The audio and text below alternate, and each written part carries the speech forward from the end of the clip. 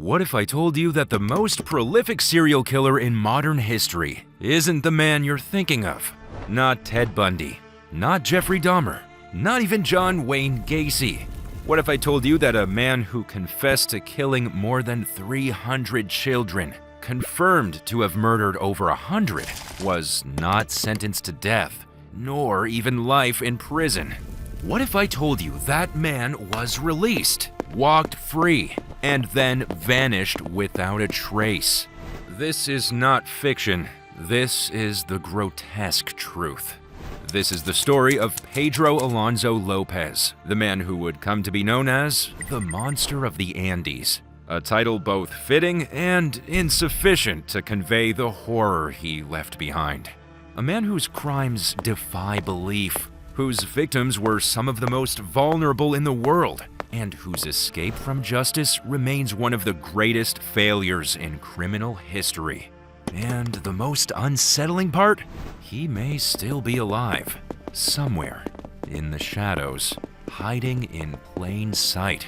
Today on Sketchy Tunes, we're examining the case of what could be the worst serial killer in history, and how he walks still alive and free.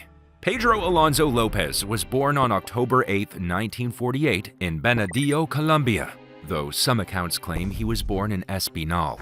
What remains consistent in all sources is the harrowing environment into which he was born. Extreme poverty, violence, neglect, and emotional desolation.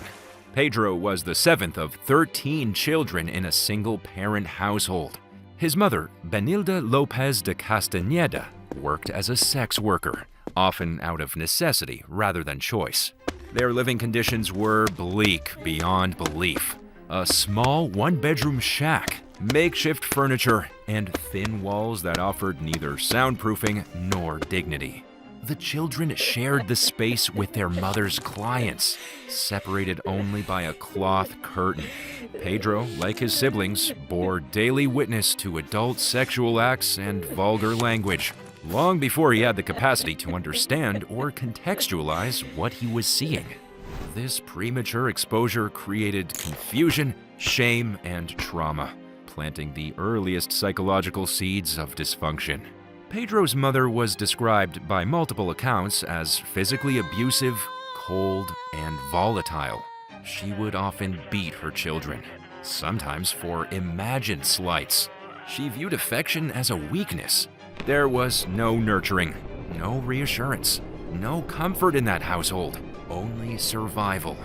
By 8 years old, Pedro's behavior reflected deep psychological turmoil. He was caught fondling his younger sister, a disturbing act, yet likely a warped imitation of what he had been exposed to. His mother's reaction was not to seek therapy or intervention. Instead, she burned the soles of his feet with hot coals, a torture technique, and threw him out of the house. Pedro was cast into the streets of Bogotá, a city with tens of thousands of homeless children at the time. Here, Pedro's already fragile psyche fractured further. He lived in alleyways, scavenged garbage bins for food, and slept in cardboard boxes. More devastatingly, he was repeatedly raped and beaten by older street dwellers and gangs. He learned quickly that crying or seeking help made him a target. The only way to survive was to harden. At one point, a kind-looking man offered him food and shelter. Pedro followed, believing he had found a savior. But the man turned out to be a predatory schoolteacher who took him in, only to sexually abuse him repeatedly. This experience would shape Pedro's perception of trust, power, and domination in horrifying ways. This wasn't just a tragic childhood. It was a perfect storm of neglect, sexual trauma, and violence. It would serve as the psychological bedrock upon which Pedro would construct the terrifying persona he would later become. At the age of 21, Pedro Lopez was arrested for auto theft. It was an ordinary crime in a country plagued by economic inequality and corruption. But this moment would mark the point of no return. He was sentenced to 7 years in prison, a Colombian facility with the kind of lawless hierarchy that rarely rehabilitates. Incarceration here was less a punishment and more an apprenticeship for brutality. Within days of his arrival, Lopez was gang raped by 3 fellow inmates, an act that, for many, would be emotionally devastating. But for Pedro, it became something else entirely. The trauma didn't break him, it twisted him. He would later say that he slit the throats of all 3 attackers, killing them one by one. What should have been an act of self-defense became, in his own words, a moment of revelation. He described feeling a rush, a wave of power, dominance, and dark euphoria. For the first time, he said he had discovered the pleasure of killing. This wasn't just about revenge, it was a psychological birth, a transformation, the final alchemy of a victim into a victimizer. And chillingly, the prison rewarded him for his actions. Guards turned a blind eye. Inmates left him alone. The system, instead of condemning the violence, reinforced it, embedding in Lopez the belief that killing was not just powerful, it was permissible. By the time he was released in 1978, Pedro Lopez was no longer a traumatized child or a petty thief. He was a budding serial killer, shaped by poverty, abuse, and a perverse inner logic that would soon manifest in one of the deadliest killing sprees the world has ever known. Lopez emerged from prison into a fractured continent. Colombia, Ecuador, and Peru, countries scarred by civil unrest, drug wars, and severe poverty, offered little social safety net and even less protection for their most vulnerable citizens. Pedro Alonso Lopez knew this terrain intimately. He knew where authorities didn't look. He knew where girls played alone. He knew the poverty that made children invisible. He also knew how to manipulate innocence. His targets were specific. Girls between the ages of 8 and 12, often from poor families, street children, or those living on the fringes of society. He would approach them in daylight, usually in busy markets or villages, offering toys, trinkets, sweets, or false promises, like employment or food for their families. Once trust was gained, he would lure them away, often to secluded hills, ravines, or empty fields. There, he would rape and strangle them. The details are as horrifying as they are specific. Lopez insisted on killing his victims during the day, claiming he liked to look into their eyes as they died. It was not just murder, it was a ritual, and it didn't stop there. He admitted to necrophilia, returning to the corpses in the days following their deaths. He sometimes held what he called tea parties with their bodies, referring to them as his muñequitas, his little dolls. He often buried them in groups, creating his own hidden graveyards in rural valleys across the Andes. Fields that, to any passerby, seemed quiet and peaceful, were in fact mass graves. Lopez was not driven by a compulsion to be caught. Quite the opposite. He was patient, calculating, and horrifyingly organized. He killed for years, moving from one country to the next. By the time he was finally apprehended, it's estimated that he had murdered over 300 children, with at least 110 confirmed victims in Ecuador alone. This wasn't a killer in a single town or neighborhood. Pedro Lopez became a cross-border predator, exploiting national boundaries and weak law enforcement. He was a ghost, moving from shadow to shadow, and for years, no one even realized a monster was among them. By the late 1970s, the Andes were cloaked in fear. Girls were vanishing across Ecuador, Peru, and Colombia. Parents whispered warnings, communities formed makeshift patrols, and police forces, understaffed and undertrained, struggled to see the pattern that was unfolding in plain sight. Pedro Lopez operated in plain daylight.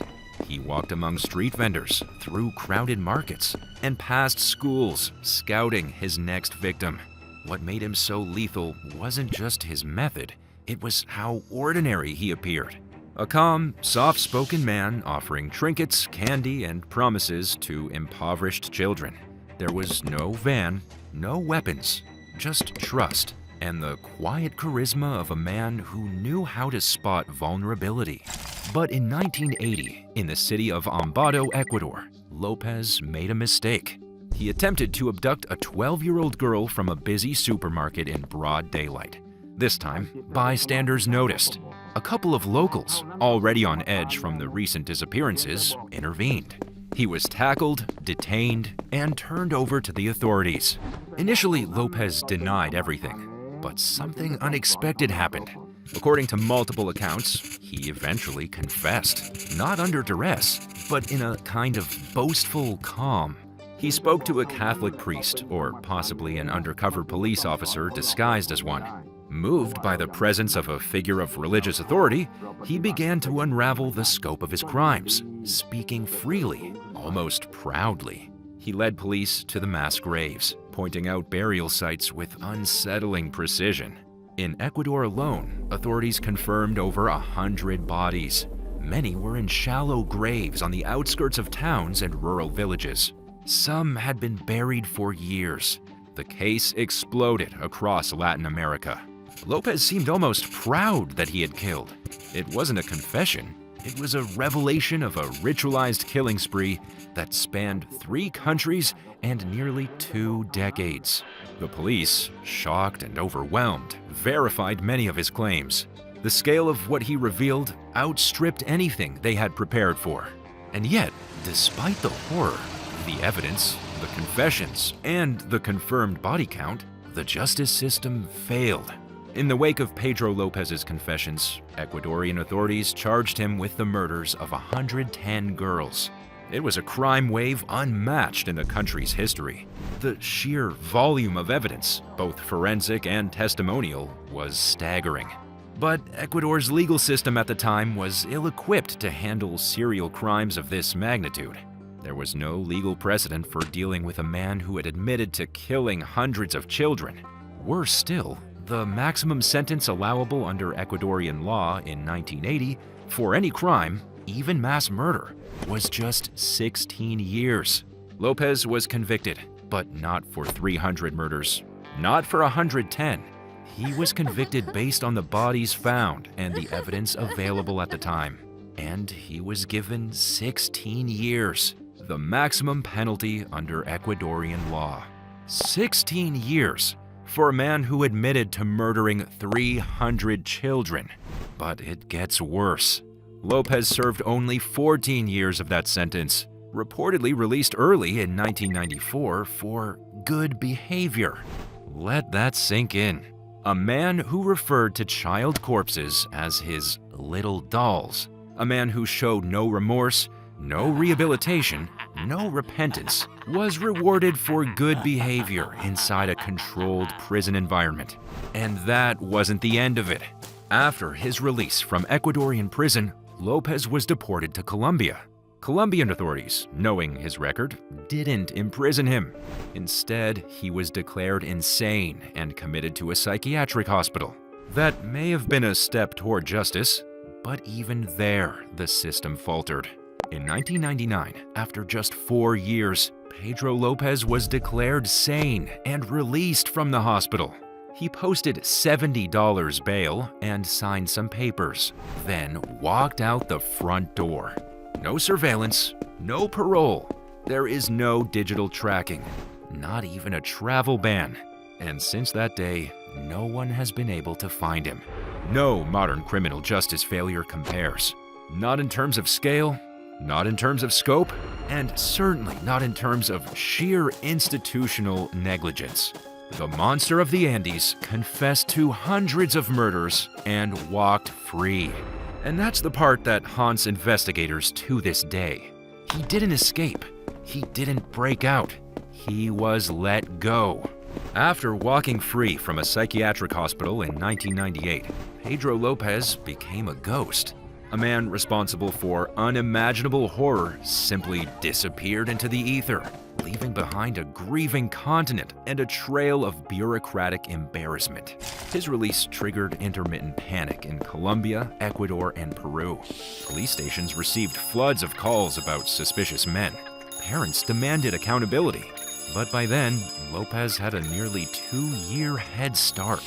The first wave of reported sightings began in 1999. Locals in Espinal, the town many believe was his birthplace, claimed to have seen a quiet older man matching Lopez's description, living under a false name. He was described as polite, introverted, even helpful. But when the press arrived, he was gone. Then in 2002, rumors swirled in El Libano, a nearby town in Colombia. A man calling himself Carlos was spotted lingering around elementary schools.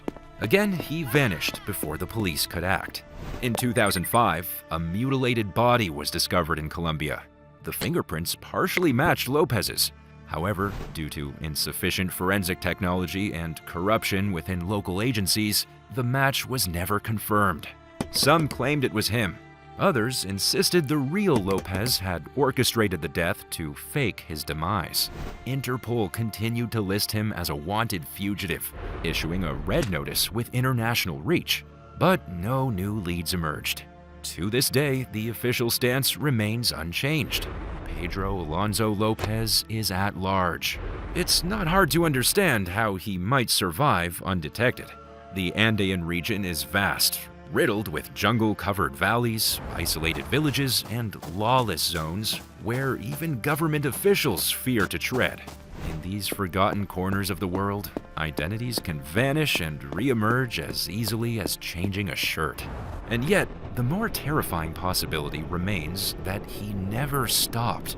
He resumed his cycle of predation, refining his methods, adjusting to new technologies, and blending in with a world too distracted or too disorganized to care. The monster of the Andes could be anyone: a reclusive farmer, a bus station porter, a man selling candy near a schoolyard. He could be dead, or he could be standing in line behind you. But what transforms a boy abandoned and abused into a serial killer who preys on the most vulnerable? How can the cycle of victimization twist into the creation of a predator? Understanding Pedro Lopez requires more than a retelling of events. It demands a descent into the fractured mechanics of a mind warped by extreme trauma, sustained abuse, and emotional isolation. To comprehend how he became one of the most sadistic killers in history, we turn to the concept of the perverse structure. In psychological theory, particularly in Lacanian psychoanalysis, a perverse structure is not simply deviance or criminality. It's a defense mechanism, a way of restructuring identity when traditional moral and emotional development has failed catastrophically. The Colombian academic study, Estudio documental acerca de la constitución y subjetividad en la estructura perversa del asesino serial Pedro Alonso Lopez, explains this is a process where a victim transforms into a victimizer, using domination and destruction to reclaim the power stripped away during early life. Lopez's life follows this model with disturbing precision. From the age of 8, after being abused, rejected, and exiled by his own mother, Lopez was subjected to prolonged, repeated sexual violence on the streets. He learned that his body meant nothing unless it was under someone else's control. He learned that pain was currency, and silence, survival. But something inside him didn't shut down. It rewired. He developed what forensic psychologists describe as a paraphilic fixation, a deep psychological need to relive and reverse his own childhood suffering. Instead of dissociating from his trauma, Lopez absorbed it, weaponized it, and eventually began mirroring it on others, specifically children who resembled his younger self. The act of killing became more than violence. It became ritual. He didn't kill in the shadows.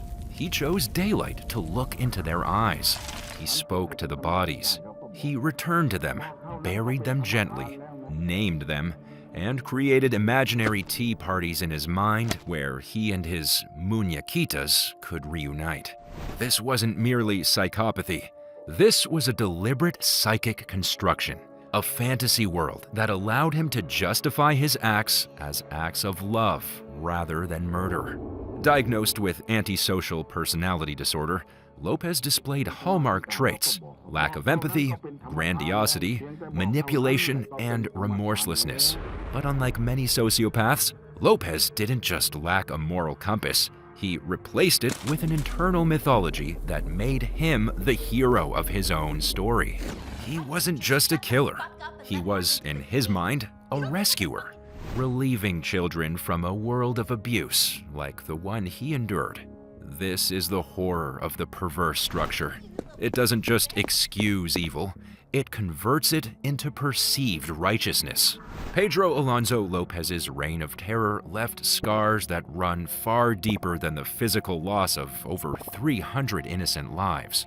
The monster of the Andes did not just shatter families and communities, he ruptured the very fabric of society across 3 nations: Colombia, Ecuador, and Peru, and altered the trajectory of criminal justice, child protection, and public consciousness in profound and lasting ways. In the wake of Lopez's confessions and the discovery of mass graves, a collective trauma swept through the Andean region. The people faced an unthinkable reality. Hundreds of children had vanished without warning, often in broad daylight, from rural villages and urban outskirts alike. For families, the agony of loss was compounded by guilt and helplessness. Mothers and fathers lived in constant fear that their daughters could be the next victims. Entire communities became hyper-vigilant, suspicious even of strangers and neighbors. Children themselves internalized a chilling message: the world was not safe for them. Playgrounds became battlegrounds of anxiety. Walking home from school alone became a perilous risk. In some villages, parents stopped allowing their daughters outside altogether. Psychologists later identified this social paralysis as a form of collective post-traumatic stress disorder, a widespread mental health crisis that compounded the already dire challenges faced by impoverished, marginalized populations in the Andes. Lopez's crimes didn't merely reveal a single monster lurking in the shadows. They exposed critical systemic failures at every level of governance, law enforcement, and social welfare. For decades, poverty, corruption, and political instability had created environments where vulnerable children were invisible to the state. Police investigations into missing children were slow or non-existent. Records were poorly maintained. Resources were scarce. The fact that Lopez could roam across 3 countries, committing murders on an industrial scale, highlights glaring weaknesses. Lack of cross-border coordination. Colombian, Ecuadorian, and Peruvian authorities failed to communicate effectively or share information, allowing Lopez to evade capture for years. Inadequate forensic capabilities. Limited access to modern forensic technology prevented authorities from linking crimes or definitively identifying victims. Judicial leniency and corruption. The maximum sentence Lopez received in Ecuador was just 16 years, a stark reminder of lenient sentencing laws and systemic gaps in addressing crimes of such magnitude. Inadequate rehabilitation and monitoring. Lopez was released early for good behavior, only to re-offend, underscoring failures in psychiatric evaluation and post-release supervision. These failures triggered urgent calls for reform throughout the region. In the aftermath, governments began to overhaul their criminal justice and child protection systems. International cooperation agreements were forged to improve data sharing and joint investigations across borders, particularly between Colombia, Ecuador, and Peru. Child protection agencies were strengthened, receiving increased funding to track and assist at-risk children and to educate families about child safety. Law enforcement training was intensified to recognize patterns of serial predation and to improve investigation methods. Sentencing laws in several countries were revised to allow for longer sentences for violent offenders and to prevent the early release of dangerous criminals. Psychiatric evaluations and protocols for violent offenders were upgraded, emphasizing ongoing monitoring and stricter criteria for discharge. The media played a complex role in shaping the public narrative around Lopez. Headlines sensationalized his crimes, dubbing him El Monstruo de los Andes, amplifying public fear, but also inadvertently glamorizing his persona. Journalists flocked to Lopez during his capture, some documenting his chillingly cynical demeanor and eerie calm as he described his atrocities. The morbid fascination with his muñequitas and realistic behavior created an almost mythic aura around him, one that both horrified and captivated audiences.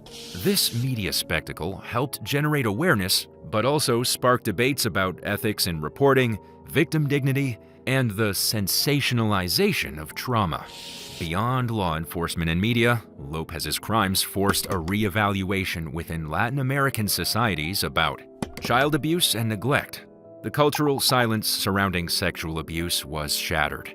Communities began to confront painful truths about intra-family abuse, poverty-driven neglect, and the systemic invisibility of children in peril. Poverty and social inequality. Lopez's early life was emblematic of the brutal realities faced by millions. His story became a grim symbol of how social inequalities can incubate cycles of violence and victimization. Mental health stigma.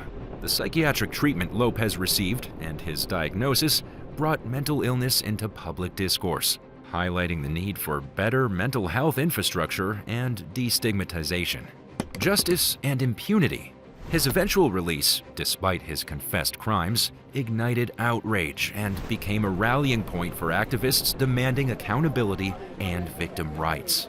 To this day, Pedro Alonso Lopez remains a haunting reminder of how a combination of personal trauma, systemic failure, and societal neglect can produce unimaginable evil. He became a catalyst for reforms that continue to evolve and inspire advocacy for child protection and criminal justice in Latin America. But his story also serves as a cautionary tale. Monsters often arise from our collective blind spots: poverty, neglect, silence. The systems designed to protect the vulnerable must be continuously scrutinized and strengthened. And most importantly, the voices and lives of victims must never be forgotten or sidelined. As long as Lopez remains at large, the monster of the Andes is a spectral presence, a call to vigilance, justice, and humanity. So, is he dead? Has he assumed a new identity? Or is the monster of the Andes still out there, living among us?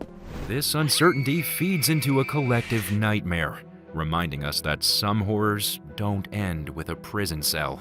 His crimes reveal a disturbing pattern, a desire to exert ultimate control over his victims, to replay the trauma he endured, but in a twisted, dominating fashion. His fixation on the muñequitas, or little dolls, illustrates his attempt to objectify and depersonalize his victims, controlling them even in death. Sociologically, his case spotlights how extreme poverty and social neglect create breeding grounds for violence, how societal failure to protect children perpetuates cycles of harm. Experts argue that Lopez is not an anomaly, but a symptom of deeper structural failures, making it imperative to address the roots of violence and trauma, not just its consequences. His story is not just about a single monster. It's a story about hundreds of stolen lives, girls with scared, innocent eyes, snatched from their futures and reduced to statistics. These victims deserve more than infamy attached to their killer. They deserve remembrance, justice, and a world that learns from their tragedy. The monster of the Andes reminds us of the darkness humanity can harbor, and also the responsibility we bear to confront uncomfortable truths, to protect the vulnerable, and to ensure such horrors are never repeated. In every reform enacted, every child protected, every victim remembered, there is hope. But that hope demands vigilance. Pedro Alonso Lopez may be free today, but so long as we remember, investigate, and fight for justice, he will never be forgotten, and neither will the children he took. In memory of the victims of Pedro Alonso Lopez, may their stories inspire change, awareness, and justice.